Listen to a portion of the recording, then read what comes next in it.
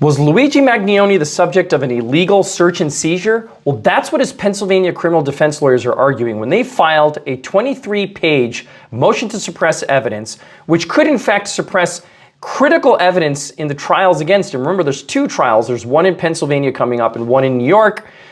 The evidence includes that 3D printed gun, the 3D printed silencer, his jackets, his face mask, his fake ID, and a bunch of other things that the prosecution was trying to use to say that he shot and killed the CEO of this healthcare company. Why is this important? Well, the defense is arguing that police did not read him his Miranda rights. And Miranda rights, as you know, have to be read by officers if you are not free to leave.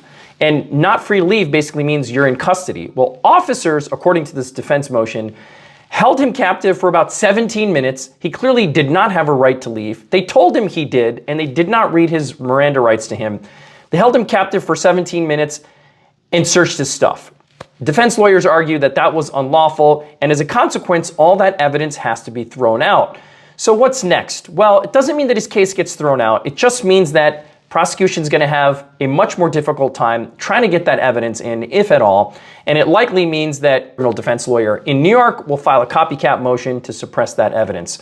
So there's a lot happening here. Stay tuned. But what do you think? Should that evidence get in?